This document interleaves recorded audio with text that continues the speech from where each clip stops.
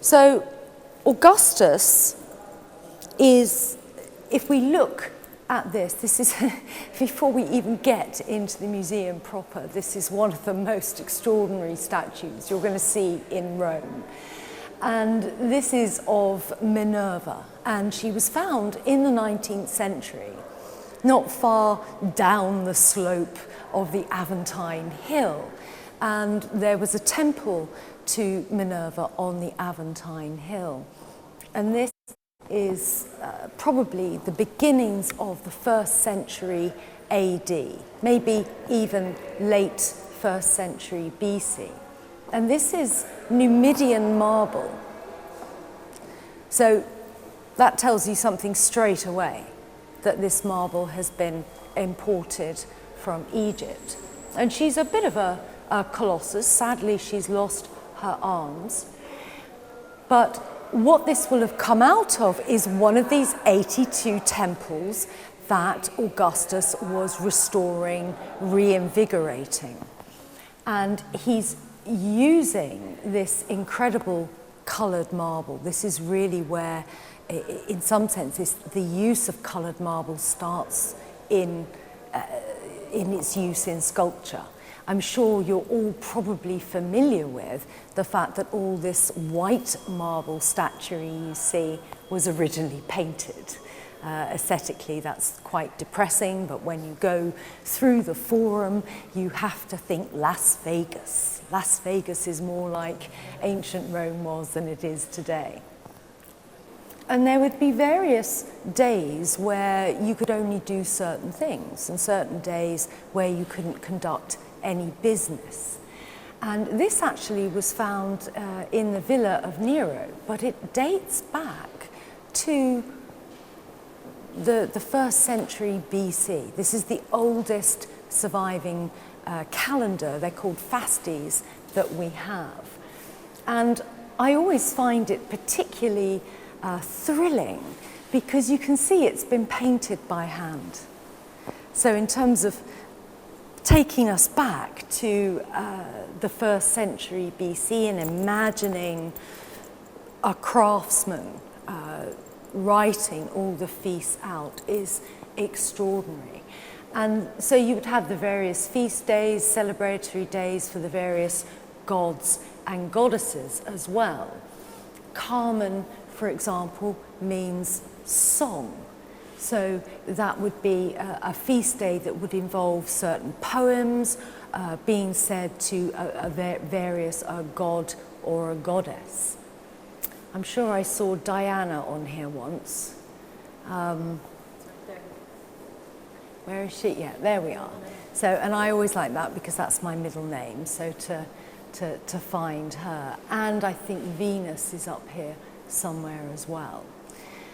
Now, of course, Julius Caesar had set the calendar right, hadn't he? That's not replaced until Gregory XIII in the 16th century. And so this is going to be, you know, a survivor of the new Julius Caesar calendar. Quite extraordinary. Now, we're going to see a wonderful sculpture here. This is of the 1st century BC, and it was found in Tivoli, near or by the temple to Hercules. Has anyone been out to Tivoli? Maybe on another trip.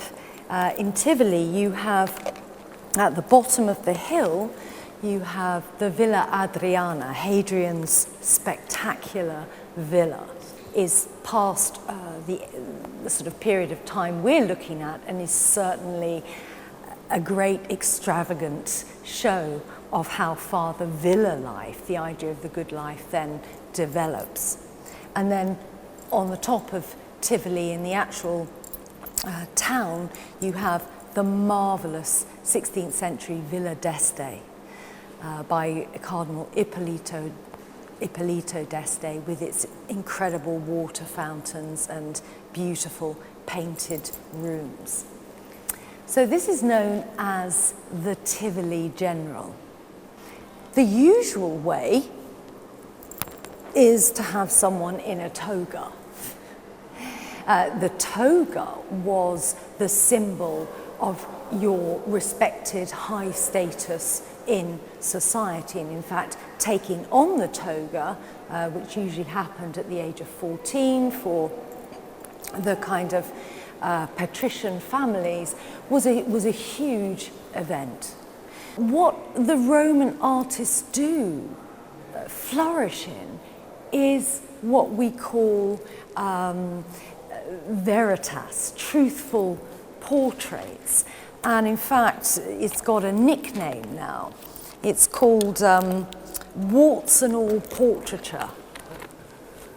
And this came after the discovery of this bronze portrait of a merchant that was discovered in Pompeii.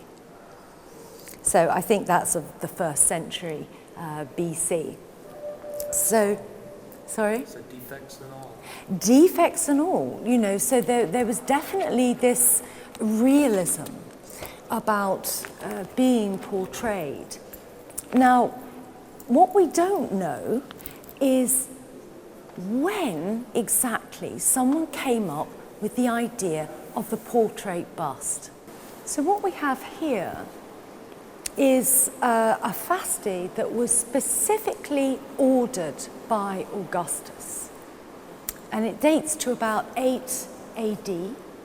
And he gets one Verus Flaccus to put it up in Praeneste. Now, Praeneste is modern day Palestrina. Anyone been out to Palestrina? Not far from Rome. And it had a massive temple of fortune there. Now, in 27 BC, Octavian, or Gaius Caesar, or Gaius Caesar Divus Filius, son of a god, because Julius Caesar is deified, is given the title Augustus. So, which means various things: fortunate, things are growing, things are blooming. And so it's appropriate that he would have this calendar in terms of pietas, honouring the gods, the traditional ways, put up at this massively important temple to fortune just outside of Rome. Varus wrote an incredible history that has since been lost to us, unfortunately. So here we have, this was found in the 19th century on the Via Labicana, and this is Augustus in togate style, but he's got it on his head. He would have probably been holding a patera, a sacrificial dish. Now, he observes the rules and regulations. Lepidus, who has been Pontifex Maximus but is in disgrace and has left Rome, you cannot change the Pontifex Maximus until they die, unless they commit some really bad disgrace. In 12 BC, he dies. So we think this is a statue that is commemorating the fact that he's now not only the sort of civic, secular ruler, but now he is the head of all the religions. And this is made from lunar marble. Now, the Carrara marble that Michelangelo uses is also called lunar marble, just to confuse you. Those quarries were discovered during the age of Augustus. So when Augustus says, "I found Rome a city of brick and left it a city of marble," what he really means is, I did it in marble veneer, because everything is still brick and concrete based, but with a marble veneer. So anyway, before that, very, very expensive to have marble, because you had to bring it from Greece. But what's curious about this, and what makes it must be an important commemorative of this new position, is the head is made by Greek Parian marble. And it's not that the wrong head has been put on the wrong body, that's how it was meant to be. And Suetonius describes him as very attractive and handsome with golden hair. But he was a bit short, and he used to wear these boots with heels, with like wedge heels. But we're going to rewind back a bit to around 60 BC. And all over this area were the gardens of Sallus and the gardens of Lucullus. And Lucullus is one of the extraordinary, military generals who defeats Mithridates and Tigranes and comes back to Rome and is actually, because they feel he hasn't exercised his military duty properly, he's denied a triumph for 3 years. The booty that Lucullus brings back is extraordinary. And, just to give you an idea of what his villa was like in Rome, I've got a kind of... This would have been your Villa Rustica, right? This is the tradition of your ancestors. This is your mos maiorum. You would have something that really was just a place to go and drink, perhaps a little bit of your home brew, and bring in the olives and any other vegetables that you might have. So it was about self-sufficiency in a way. What happens, through the influence of the Greeks is everything gets blown out of proportion, and these villas, in a sense, you'd see it if you went to Tivoli, become absolutely enormous.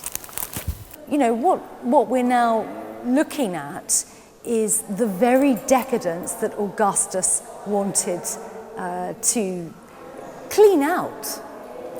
But, in my opinion, we are standing in front of two of the finest surviving bronze sculptures in the world that were found in the 19th century in the area where the gardens of Lucullus were.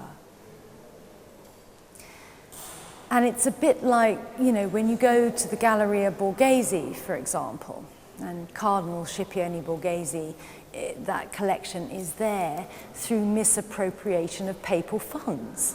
But you kind of want to say thank you. And I kind of want to say thank you to Lucullus. But he had to have something to do for 3 years, didn't he? So he builds his villa, he fills it with books and art, scholars, and these are what survives. When you look at what survived, you've got to try and think about what's gone. It is worth coming into this museum to see these two figures alone, even if we didn't look at anything else. They are both of the 1st century BC.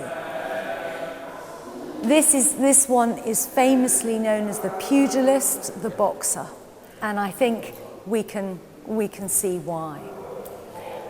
What I find fascinating about this head is a Roman.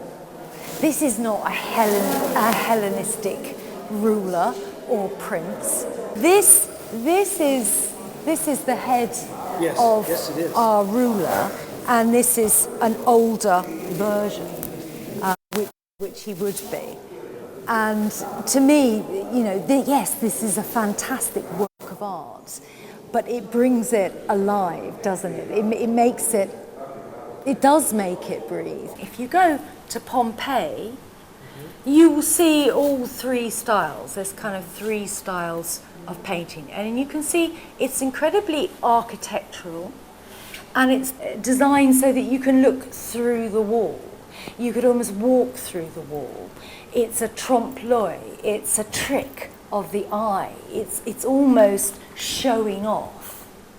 Before that, the walls would just be covered in marbles, which was more expensive, painted marbles, which was more expensive to paint than it was to get the marbles and put them on the wall.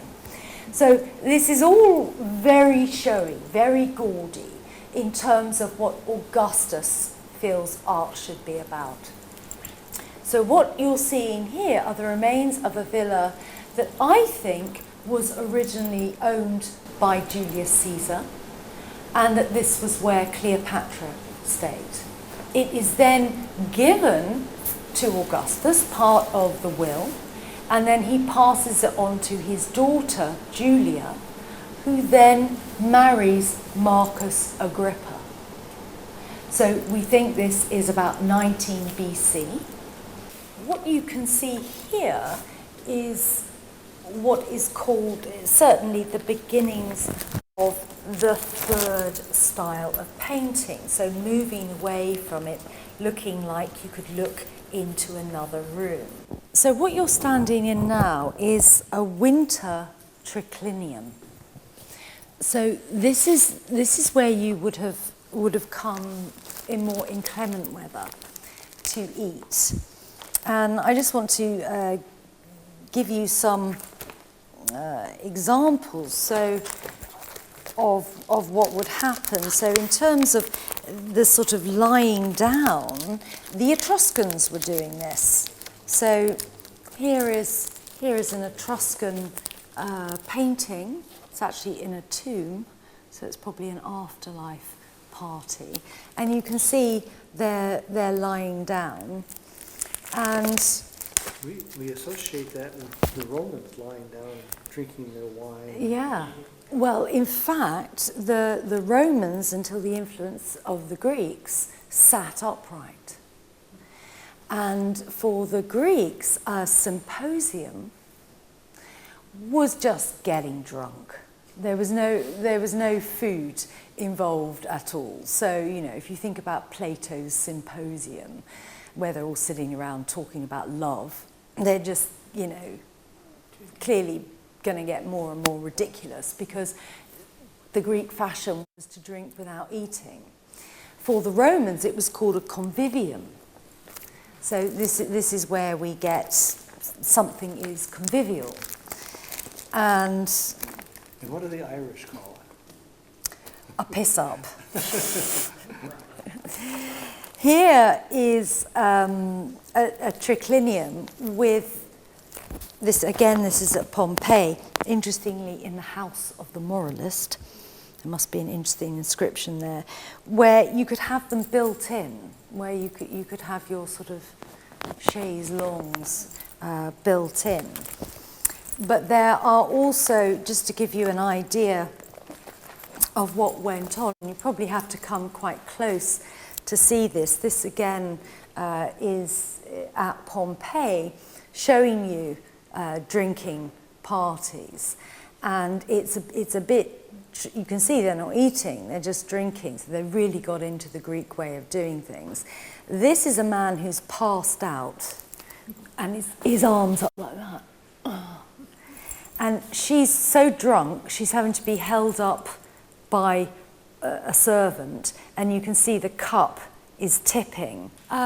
This comes from the Villa of Livia, which is of Livia.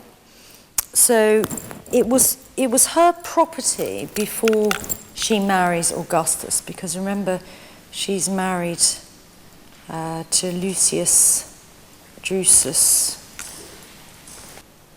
This is the good life, and we have oak tree here. Augustus was awarded the Corona Civica, which is made of oak leaves, and it's what you would get if you saved a fellow comrade in a battle. But they gave it to Augustus because they said he saved all the Roman people by bringing in the Pax Romana.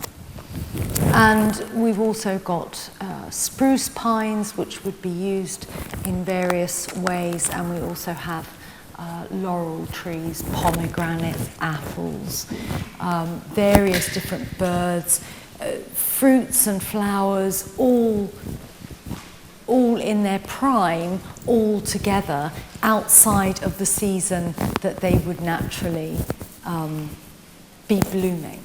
So there is a symbolism. There's a really, really incredible ideology here. So this is a little bit later. So this is Seneca, who was the teacher of Nero, and he's describing a convivium, a dinner. So this is around, 48, 49 BC, perhaps. AD. He says, look at Nomentanus and Apicius. And Apicius invented foie gras, supposedly. Digesting, as they say, the goods of the land and the sea, and reviewing the creations of every nation. See them too upon heaped roses, gloating over rich cookery, while their ears are delighted by the sound of music, their eyes the spectators, their palates by flavours, soft and soothing foodstuffs. Their whole body is excited by soft and gentle caresses. And if they didn't stop inhaling from time to time, would be killed by the different aromas. You would say they were in ecstasy. So hopefully you're all going to go on to a lovely dinner where you'll provide with rose petals to sit on, incredible Valerian wine, and you're going to have girls massaging you at the same time.